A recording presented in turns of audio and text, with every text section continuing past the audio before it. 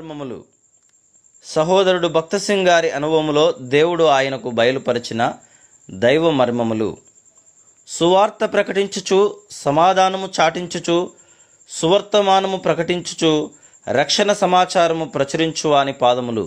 నీ దేవుడు ఏలుచున్నాడని సియోనుతో చెప్పుచున్నవాని పాదములు పర్వతముల మీద ఎంతో సుందరములై ఉన్నవి. యెషయా గ్రంథము 52వ అధ్యాయము 7వ వచనము. 26వ శిఖరము.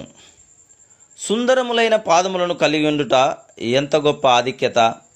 శరీరములోని అవయవములన్నింటిలో పాదములు సౌందర్యము లేనివై ఉన్నవి.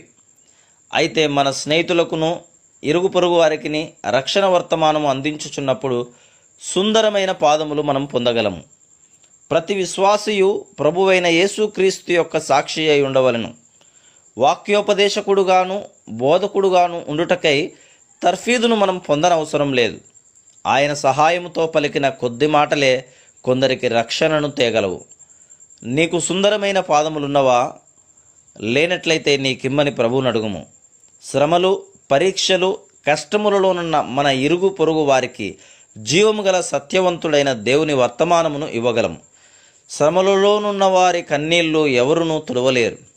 అయితే మనం వారి యొద్దకు వెళ్ళి, ప్రభు అయిన యేసునందు విశ్వాసముంచుము, ఆయనే నీ కన్నీళ్లు తుడుచును. నీవు రోగిగానుంటే ఆయన నిన్ను స్వస్థపరచును. నీవు కోరినది ఆయన నీకిచ్చి నిన్ను కాపాడును అని చెప్పవచ్చును.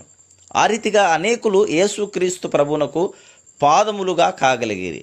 అక్కరగల ప్రజలందరికీ జీవము గల దేవుని యొక్క వర్తమానములు శక్తితో చెప్పవచ్చును.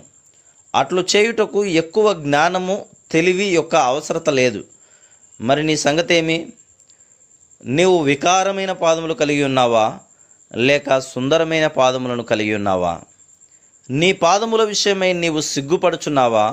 రక్షణ వాక్యమును ఇతరులకు ప్రకటించుట ద్వారా నీ వికారమైన పాదములు సుందరముగా మార్చబడగలవు.